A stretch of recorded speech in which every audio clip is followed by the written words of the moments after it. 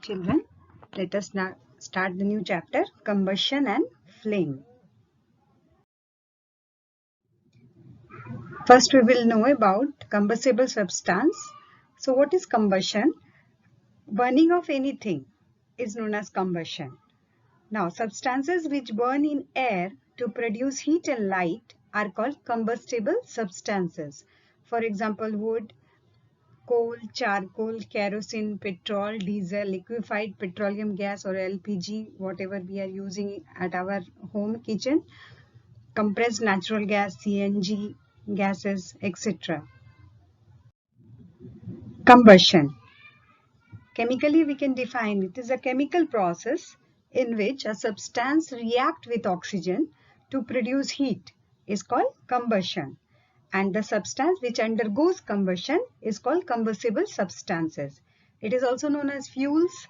Sometimes light is also produced during combustion, either as flame or as a glow. And air is necessary for the combustion. Let us perform an activity so we can make sure that air is necessary for burning. Now fix a lighted candle on a table. Put a glass chimney over the table and rest it on a few wooden blocks in such a way so that air can enter the chimney. Observe what happened to the flame. Now remove the blocks and let the chimney rest on the table. Again, observe the flame. And third setup is then put a glass plate over the chimney and observe the flame again. Now, in case first, A, air enters the chimney from below and from the top, candle will burn. In second case, because air does not enter the chimney from below, the candle does not burn in. Okay, and in third case, air is not available at all, so it will burn the candle. So this shows that air is necessary for burning. Ignition temperature. The minimum temperature at which a substance catches fire and burn is called ignition temperature. So you can say it is the minimum temperature at which substance catches fire. A substance will not catch fire, burn if its temperature is lower than its ignition temperature. And different substances has different ignition temperature. Example, ignition temperature of kerosene is very less than ignition temperature of wood. Now, substances which have low ignition temperature and easily catches fire with a flame is called inflammable substances. Example, petrol, alcohol, LPG, CNG, etc. They catches fire easily. That's why they are known as inflammable substances. Now we will talk about conditions that are necessary for combustion. The conditions necessary for combustion are fuel, we require air or oxygen supply we require, heat to raise the temperature beyond the ignition temperature or source of heat also we require, and substance will not burn without one or more of these conditions. All conditions are necessary. Now, how do we control fire? The conditions necessary for producing fire are fuel, air, heat, or ignition temperature. So, fire can be controlled by removing any one of these above conditions. A fire extinguisher cut off the supply of air and bring down the temperature of the fuel or both and controls the fire. Let us see some of the methods of controlling fire by using water. Water is the most common fire extinguisher, you all know. It can use only when materials like wood, paper, etc. are on fire. Water cannot be used if the electrical equipment causes the fire. So because water conducts electricity and can harm those who are trying to put off the fire due to electricity. So water should never be used for the fire caused by electrical equipments. Water cannot be used to put out oil and petrol fires because they float on water because they are lighter or less dense than the water. So oil and petrol floats on water and it continue to burn. Second method is by using carbon dioxide. Carbon dioxide is the best fire extinguisher to put off the fire caused by inflammable material like oil, petrol, electrical equipments. So carbon dioxide is heavier than air and it covers the fire and cut off the supply of oxygen and put out the fire. So carbon dioxide is stored at high pressure as liquefied in cylinder. Chemicals like sodium bicarbonate or baking soda, sodium bicarbonate produces carbon dioxide near the fire. Now coming to the types of combustion, there are mostly three types of combustion. They are rapid combustion, spontaneous combustion and explosion.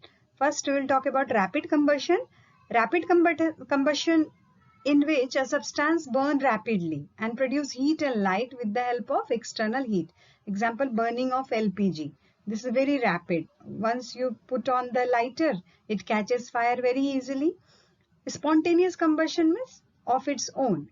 Combustion in which a substance burns spontaneously by its own and produce heat and light without any external supply of heat. It catches fire of its own. For example, phosphorus burns spontaneously at room temperature. And third is explosion, a combustion in which a substance burns suddenly and produce heat, light, sound with the help of heat or pressure.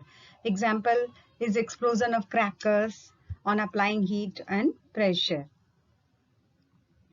You can see rapid combustion, LPG, burning of LPG, spontaneous combustion, spontaneous burning of phosphorus, and explosion of firecrackers.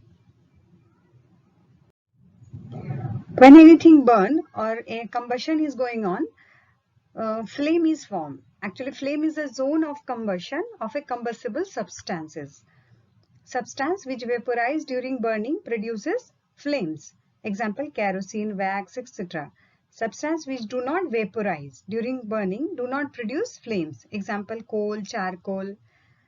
So you can see in the clear picture of flame. Now we will see the structure of a flame. The zone, different zone. There are basically the flame is divided into three zones. First is outer zone or blue color zone. You can locate or you can see the burning of candle. Outer zone is non-luminous zone where complete combustion means supply of air is in adequate amount. So that is complete combustion or complete burning takes place. This is the hottest part of the flame. Then is the middle zone. It is yellowish in color or yellow color, luminous zone. You can, very visibility is very there. Partial combustion is taking place because air supply is in the limited amount. And the finally is the inner zone or black, unburnt wax zone. Least hot these are.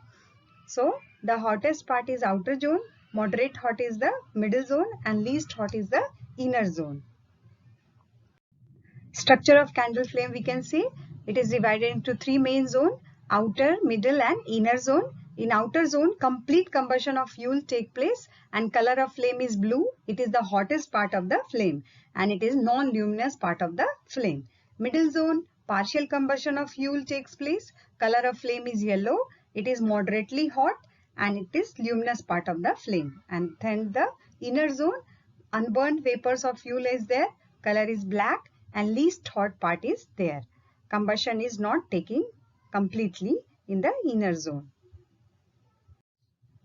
Now talking about type of fuels. Fuels are according to the base of their physical state. So they can be classified into three main types. Solid fuel, liquid fuels and gaseous fuels. Solid fuel examples we know wood, charcoal, coal, coke, etc.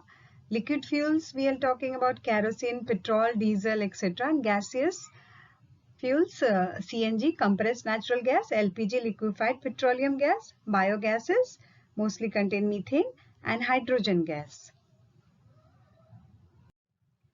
Talking about characteristics of a good fuel. The main characteristic of good fuels are it is readily available, easily available it is cheap because we know we require it in day-to-day life, so it should be cheaper. It is easy to store and transport like LPG and all. You might be seeing that every houses they need the cylinder or the gas pipeline, so it should be very easy to store also and to transport also. Burns at moderate rate. It should not explode or it should not burn at the slow rate, but it should burn at moderate rate. It should produce large amount of heat, does not leave any of the undesirable substances or ashes or anything, and does not pollute the air. Now talking about the calorific value of fuel.